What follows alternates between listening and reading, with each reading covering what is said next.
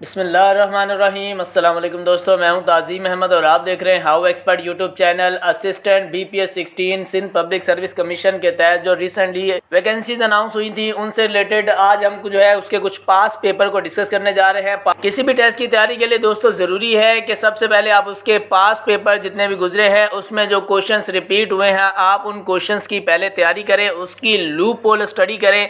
Loop hole study का मतलब होता है कि जो क्वेश्चन पास पेपर में आया है उससे रिलेटेड और जितने क्वेश्चन बन सकते हैं आप उन तमाम क्वेश्चंस की तैयारी करें। 60 to 70% क्वेश्चन जो है वो पास पेपर में से आ सकते हैं। तो हम स्टार्ट कर रहे हैं पास पेपर का। आज पार्ट 1 स्टार्ट कर रहे हैं असिस्टेंट BPS 16 का। आगे चलकर फर्दर हम इसके बाकी पार्ट्स भी बनाएंगे ताकि जितने भी रिपीटेड क्वेश्चंस हैं उन क्वेश्चंस को हम सबसे पहले डिस्कस करें और फिर इसके बाद आने वाले जो क्वेश्चन आ सकते हैं हम उनके बारे में बात करेंगे। दोस्तों बिना टाइम वेस्ट किए स्टार्ट करते हैं आज की वीडियो को। आज की वीडियो का क्वेश्चन नंबर 1 है हमारे पास, daughter of east was written by dash. Daughter of east दोस्तों ये एक किताब है, ये इनमें से किन्होंने लिखी है? मशरिक की बेटी किन्हें कहा जाता है? Option A Fatima Jinnah, B Benazir Bhutto, C Ghinwa Bhutto, D Begum Rana Liaquat Ali Khan, E none of these. Correct answer है B Benazir Bhutto. Daughter of east या उर्दू में अगर पूछा जाए तो मशरिक की बेटी, ये दोस्तों बेनज़ीर भुट्टो ने लिखी है। इसी के साथ साथ क्वेश्चन आता है कि बेनज़ीर भुट्टो की डेथ कब हुई थी? तो ये दोस्तों 27 दिसंबर, यहाँ पे मैं आपको लिख देता हूँ कि इनकी डेथ डेट जो है वो 27 दिसंबर 2007 दोस्तों ये इनकी डेथ डेट थी। इसी के साथ क्वेश्चन आता है कि पाकिस्तान की फर्स्ट फीमेल प्राइम मिनिस्टर कौन थी? तो पहली फर्स्ट फीमेल प्राइम मिनिस्टर भी दोस्तों ये हमारी बेनज़ीर भुट्टो ही थी पाकिस्तान की, जो कि पहली खातून वज़ीर आज़म पाकिस्तान की बनी थी। इस तरह से क्वेश्चन रिपीट होते हैं कि एक क्वेश्चन से रिलेटेड आपको अगर फर्स्ट जो है वो लास्ट अटैम्प्ट जो हुआ है असिस्टेंट का उसमें अगर डॉटर ऑफ ईस्ट पूछ लिया गया है यानी कि बेनज़ीर भुट्टो के हवाले से सवाल पूछा गया है तो किसी क्वेश्चन में इनकी डेथ डेट भी पूछी जा सकती है। किसी क्वेश्चन में ये भी पूछा जा सकता है कि पाकिस्तान की पहली खातून वज़ीर आज़म, पहली फीमेल प्राइम मिनिस्टर जो है वो कौन थी। इसी के साथ साथ इनसे रिलेटेड और भी क्वेश्चन बहुत सारे बनते हैं कि इनकी पहली गवर्नमेंट कब बनी थी। ये तमाम चीज़ें लूप होल स्टडी कहलाती है। नेक्स्ट क्वेश्चन में बढ़ते हैं। क्वेश्चन नंबर 2 है, the first battle of Panipat was fought during the year. पहली पानीपत की जो जंग है वो कब लड़ी गई थी? Option A 1528, B 1526, C 1525, D none of these. Correct answer है बी 1526। 1526 में फर्स्ट बैटल ऑफ पानीपत दोस्तों हुई थी। और इसी के साथ क्वेश्चन आ जाता है कि ये किन के दरमियान हुई थी? तो ये दोस्तों मुगलों के पहले बादशाह बाबर, जिनका पूरा नाम ज़हीरुद्दीन बाबर है, बाबर और इब्राहिम लोदी के दरमियान दोस्तों ये जंग हुई थी। पहली फर्स्ट बैटल ऑफ पानीपत कौन से ईयर में हुई थी? 1526 में हुई थी। इसी के साथ दोस्तों 2 जंगें और बैटल ऑफ पानीपत में हुई हैं। यहाँ पे मैं लिख देता हूँ कि सेकंड कब हुई थी? तो सेकंड दोस्तों सेकंड हुई थी 1556 को। ये जंग किनके दरमियान लड़ी गई थी? तो ये दोस्तों अकबर, जो कि जलालुद्दीन अकबर इनका पूरा नाम है, अकबर और हिमो के दरमियान ये जो है सेकंड बैटल ऑफ पानीपत लड़ी गई थी। इसी के साथ दोस्तों थर्ड का भी पूछा जा सकता है। तो थर्ड बैटल ऑफ पानीपत जो है ये दोस्तों लड़ी गई थी 1761 में। थर्ड बैटल ऑफ पानीपत किन के दरमियान लड़ी गई थी? तो वो भी मैं यहाँ पे लिख देता हूँ। ये दोस्तों लड़ी गई थी अहमद शाह अब्दाली। ये आप एक जगह पे नोट डाउन कर सकते हैं, अहमद शाह, यहाँ पे मैं लिख देता हूँ ये अहमद शाह अब्दाली के दरमियान लड़ी गई थी। एंड दूसरी तरफ जो है मरहटा सल्तनत थे। ठीक है जी, मरहटा सल्तनत, मरहटा के और अहमद शाह अब्दाली के दरमियान ये थर्ड बैटल ऑफ पानीपत लड़ी गई थी। ये तमाम चीज़ें आपको लूप होल स्टडी से रिलेटेड पता होनी चाहिए, ये अक्सर जो है वो रिपीट होते हैं क्वेश्चन। नेक्स्ट क्वेश्चन पे बढ़ते हैं। क्वेश्चन नंबर 3 हमारे पास, United Nation Organization UNO officially came into existence on. United Nation Organization UNO जिसके बारे में सभी जानते हैं, क्वेश्चन ये पूछा जा रहा है कि ये ऑफिशियली कब जो है वजूद में आई थी। ऑप्शन ए 10 अक्टूबर 1945, बी 14 अक्टूबर 1945, सी 24 अक्टूबर 1945, डी 28 अक्टूबर 1945।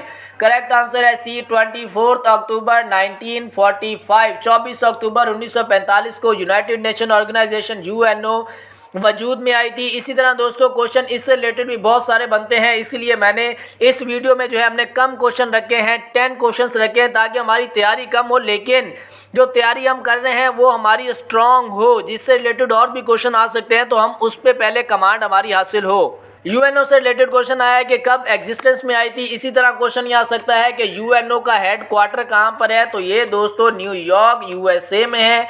ये आपको पता होना चाहिए। ये क्वेश्चन बहुत बार एग्जाम में रिपीट हुआ है कि इनका हेडक्वार्टर पूछ लेते हैं। इसी के साथ इसके कितने मेंबर हैं, तो यूएनओ के दोस्तों 193 कंट्रीज जो है इसके मेंबर हैं। वजूद में कब आई थी, 24 अक्टूबर 1945 को। ऑर्गेनाइजेशन से रिलेटेड बहुत सारे क्वेश्चन एग्जाम में आते हैं, क्योंकि ऑर्गेनाइजेशंस भी बहुत सारी हैं। ये हम जो है रिपीटेड क्वेश्चंस में ही इन चीज़ों को हम डिस्कस करेंगे।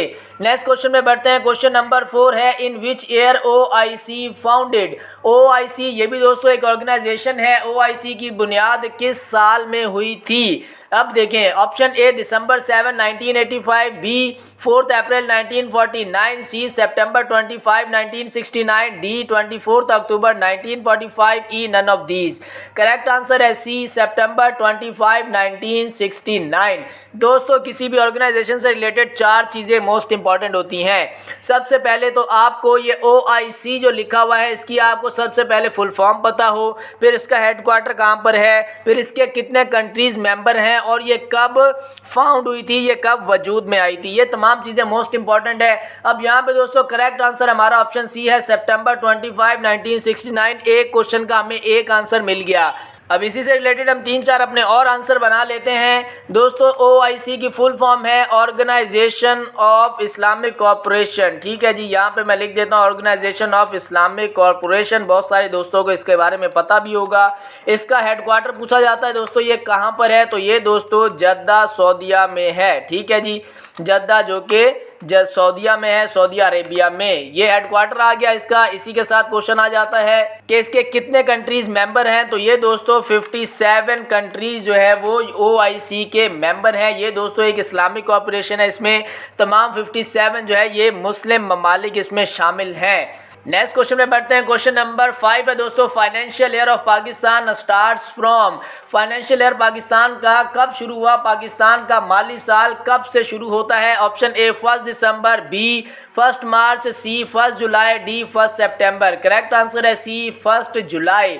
पाकिस्तान का फाइनेंशियल ईयर जो है 1 जुलाई से स्टार्ट होता है। इस तरह क्वेश्चन ये आ जाता है कि एंड कब होता है फाइनेंशियल ईयर, तो ये दोस्तों सिंपल सी बात है, 1 जुलाई को स्टार्ट हो रहा है, तो आप आसानी से याद कर सकते हैं कि ये 30 जून को जो है ख़त्म होता है। फाइनेंशियल ईयर 30 जून को ख़त्म होकर फिर 1 जुलाई से नेक्स्ट फाइनेंशियल ईयर जो है वो स्टार्ट होता है। इसी तरह क्वेश्चन इससे रिलेटेड आसानी से हमें याद हो जाएगा, जो बार बार एग्जाम में रिपीट होता है कि स्टेट बैंक ऑफ पाकिस्तान का इफ्तिताह कब हुआ था, तो स्टेट बैंक ऑफ पाकिस्तान का इफ्तिताह भी दोस्तों 1 जुलाई को ही हुआ था। ठीक है जी, 1 जुलाई को ही हुआ था। और किन्होंने किया था, तो ये दोस्तों बाबा कौम कायद आज़म मोहम्मद अली जिन्ना ने इसका इफ्तिताह किया था। ये क्वेश्चन भी बहुत बार एग्जाम में रिपीट हुआ है।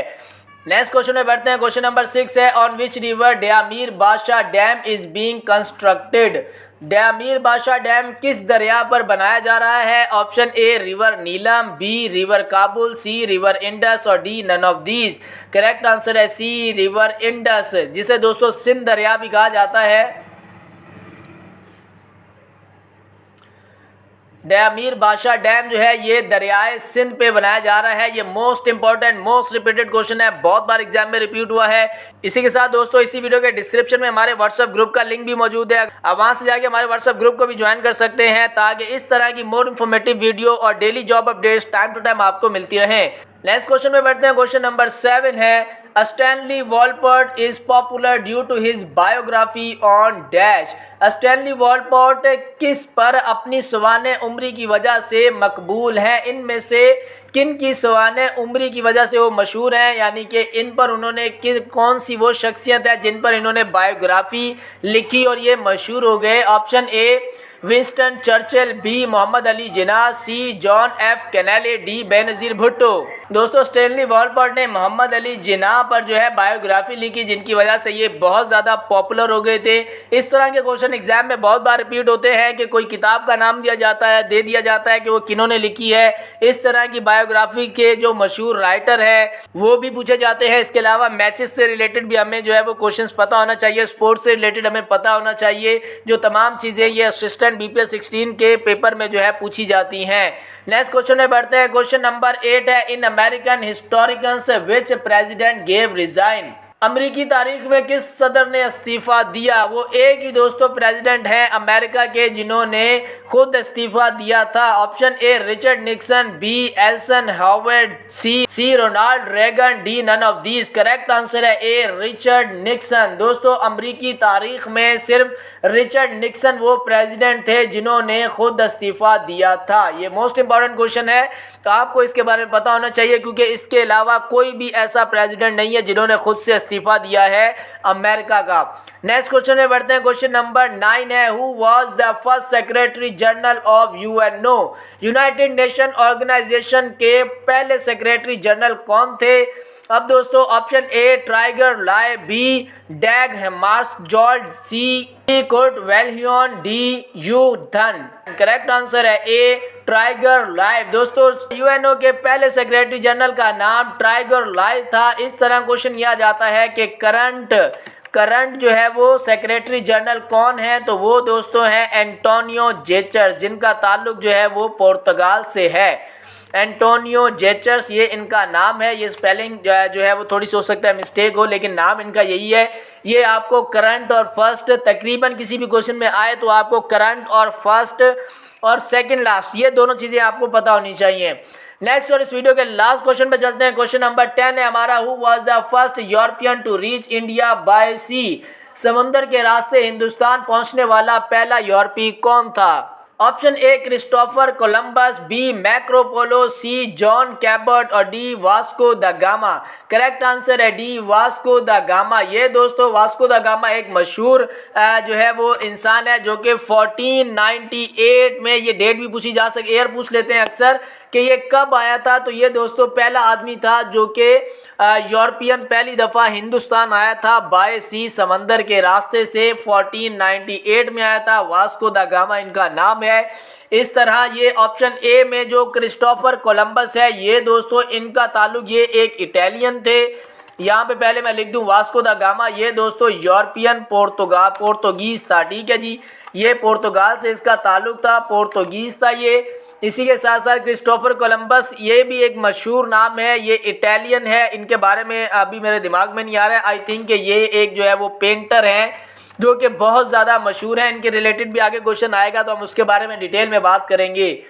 ये थी दोस्तों आज की वीडियो। उम्मीद करते हैं आज की वीडियो आपके लिए इन्फॉर्मेटिव रही होगी। वीडियो से आपने कुछ सीखा हो तो वीडियो कर लें लाइक, चैनल पे नए तो चैनल को कर लें सब्सक्राइब, बेल आइकन पे जरूर प्रेस करें ताकि हमारी मुलाकात जल्द होती रहे।